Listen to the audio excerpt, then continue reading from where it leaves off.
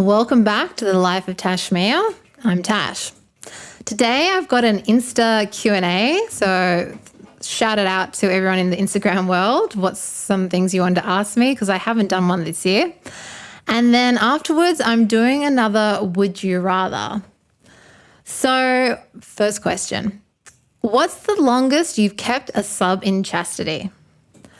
I keep getting asked this question every time I do a Q&A. And to be honest, I'm a bit hesitant to give a straight answer because I don't really want people just going into it blind and attempting to do what I say. Chastity is not something that one enters into lightly. There needs to be a lot of discussion, a lot of negotiation and agreement. Really understanding the motivation and intention behind why one would go into chastity is very important. And then you're going to have to come up with some rules, think about safety and ultimately a training plan. You're going to have to select a device that is right for you and really know how to use it, and really most importantly, the hygiene around it. You're going to have to be doing regular cleaning, otherwise you may find yourself on a trip to the ER. You don't want to go into chastity for very long periods of time straight away. You might start with like half an hour or an hour, and then according to your plan that you've discussed and prepared, you gradually build your way up. There needs to be regular check-ins. You might need to adjust what you're doing or the training plan you're on, and still aftercare needs to be considered and provided. So chastity is not just a physical endurement, it's also very emotional and psychological. So you're going to have support for those aspects to it and address any issues or vulnerabilities that are going to arise. I've actually thought maybe I should do a specific chastity podcast, because honestly, I do get asked this a lot. So next one. Have you ever publicly rode a slave as a horse? No. If you follow me, you know I go for walkies, not just with my pup, but I also do public humiliation clients. So sometimes they might like to dress up, maybe sometimes in sissy clothes or some heels, and we'll go out for a walk in the public. But I've never ridden one as a horse down the street. I think it would be kind of painful on your knees. I do have a human saddle, but I only ride it in the comfort of my dungeon so far. But who knows, maybe. What would you wear to a fight? Tight blue jeans or leather pants, and why? I think I'd go leather pants. I mean, I like tight blue jeans, but to me, it kind of fits in with the genre of a fight. You know, it's a bit grungy, it's a bit tough. You know, wearing leather pants, you've got to have a bit of an attitude. So, yeah, I'd go leather pants.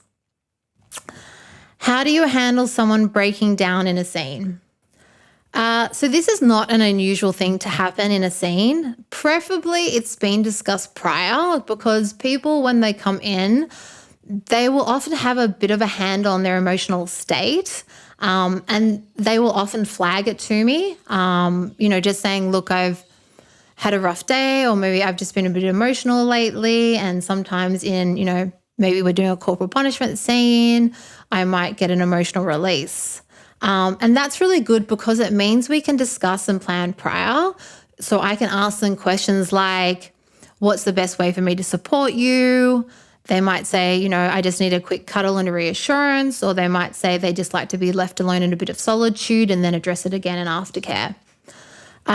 If it is unexpected and the person is clearly in distress, I would probably check in with them during the scene while it's happening.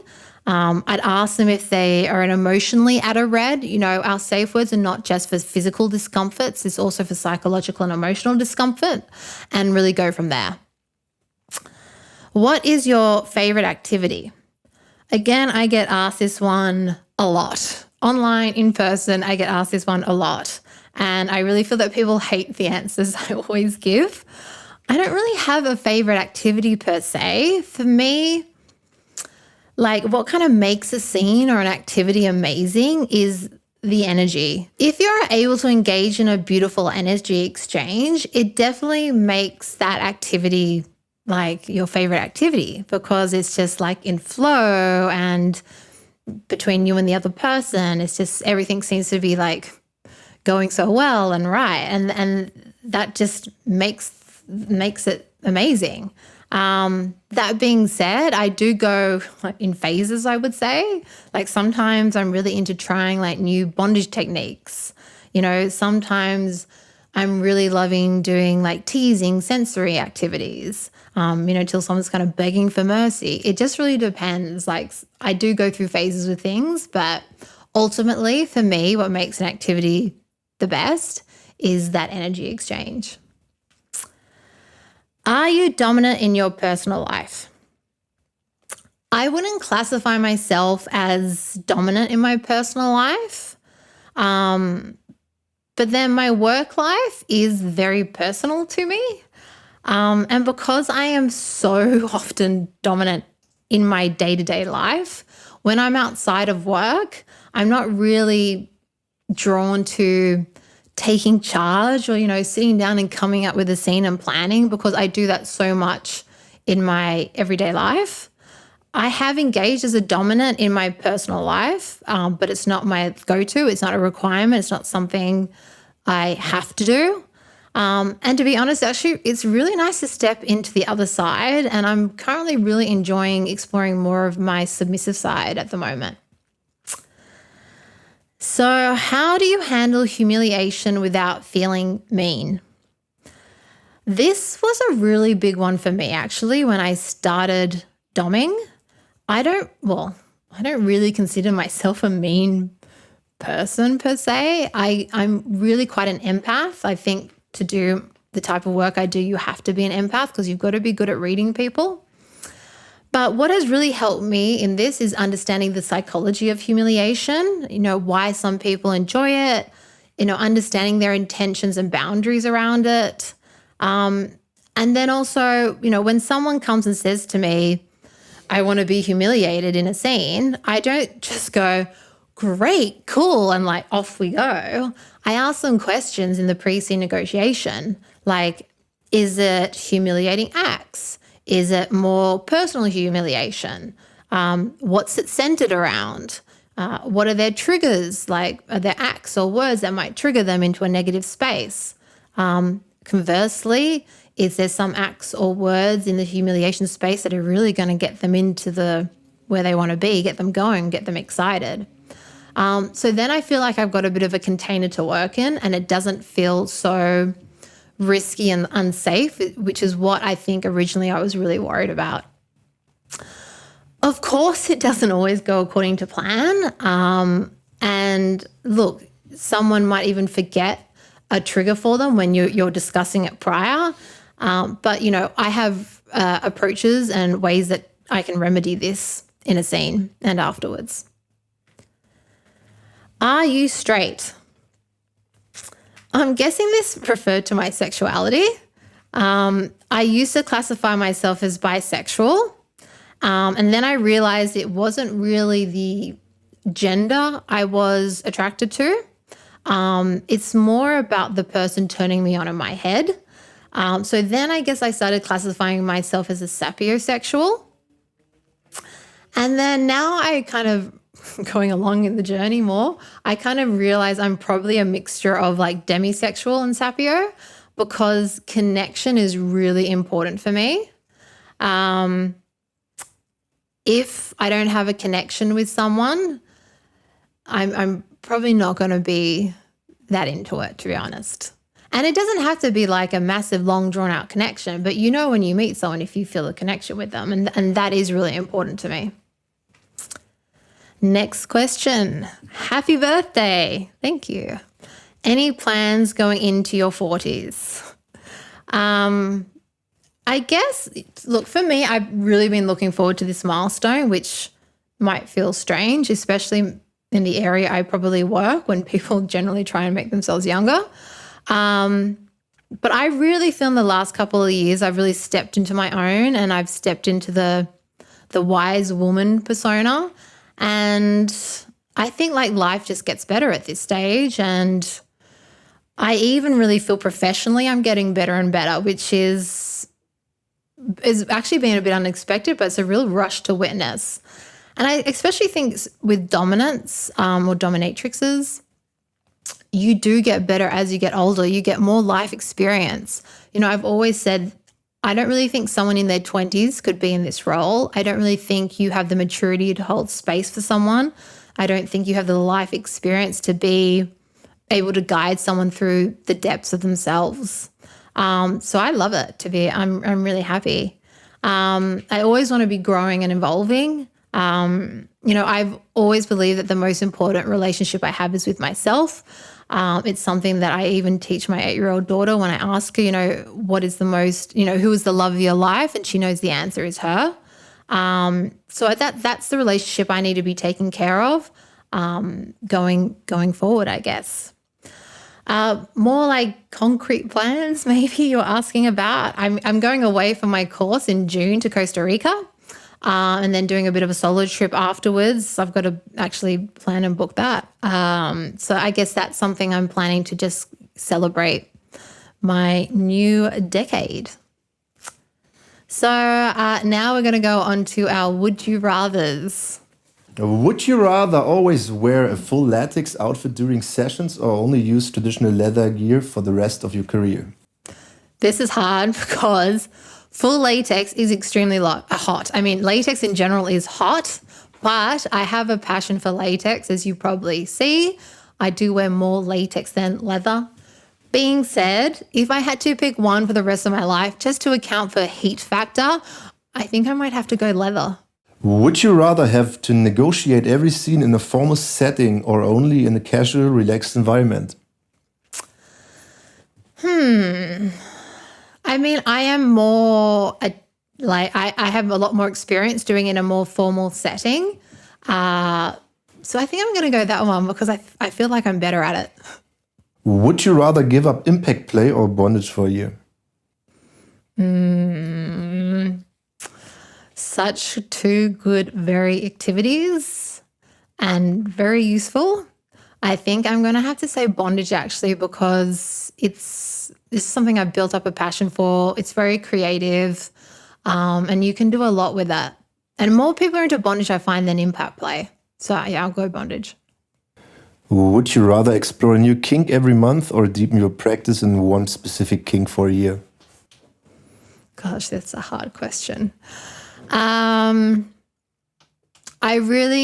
love exploring new kinks, and to be honest, it doesn't happen that much anymore after you've been working in this space for quite a long time.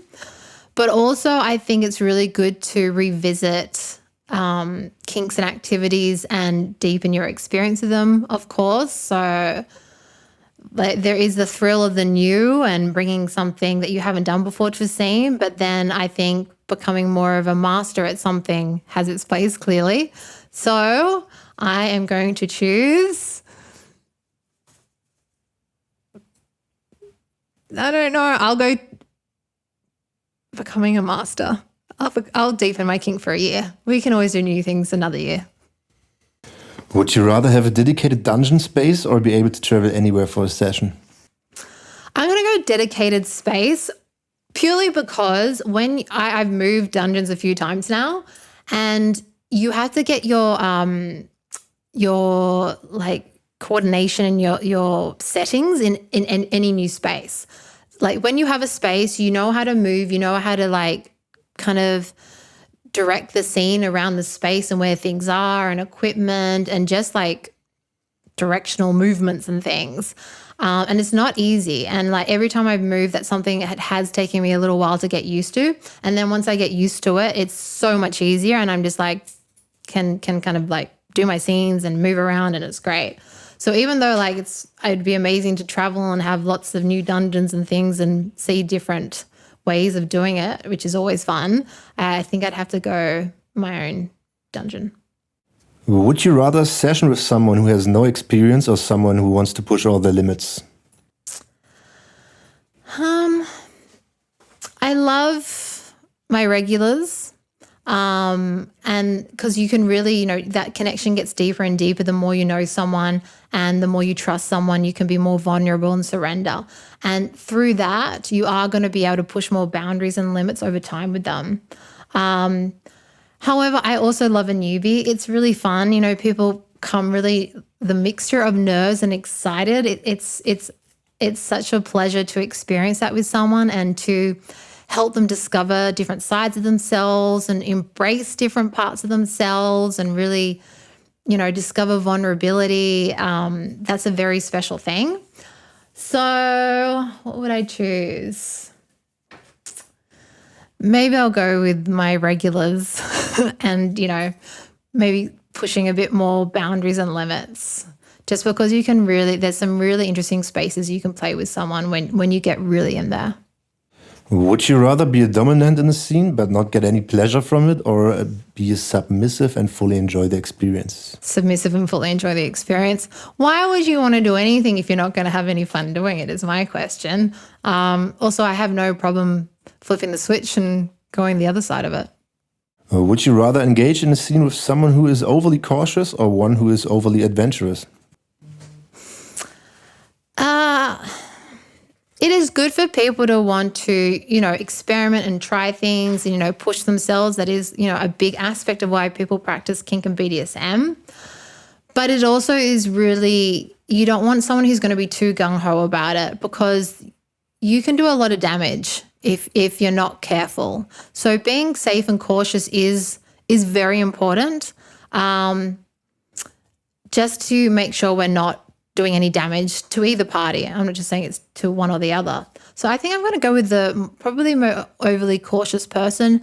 You can always start on the softer, lighter, more cautious side of things and build up. It's very hard to go the other direction, and this is with anything. That's to reduce or go back down is much harder than to go upwards.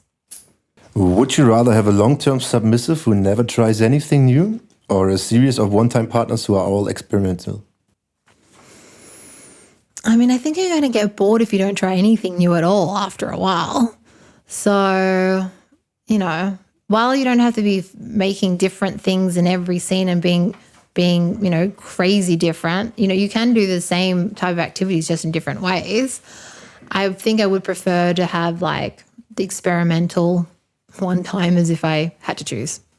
Would you rather explore a new kink that makes you uncomfortable, or revisit a familiar kink that has lost its thrill for you?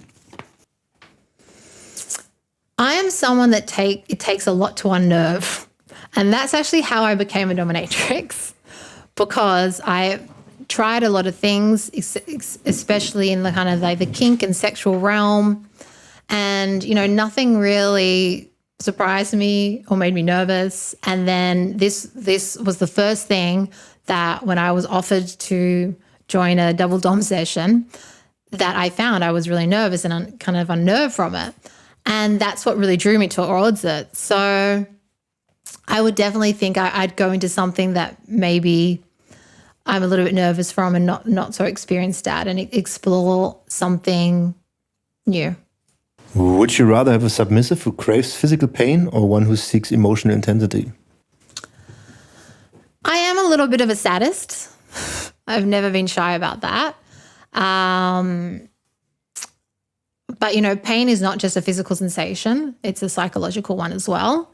There is a lot of fun to be had when you're administering pain to someone, especially someone who has a high pain tolerance. That can be a very fun session, and the energy that is created through that. But I actually might choose the psychological, because I am very curious about the mind and where people go, and exploring different parts of people, and what turns people on, what gets people off, what takes people to levels that they've never been before. Would you rather have a session that goes perfectly as planned, or one that turns into a spontaneous adventure? No session goes perfectly planned ever. So, and who wants something to go perfectly planned anyway? I want spontaneity. I want something to come up that we're both not expecting.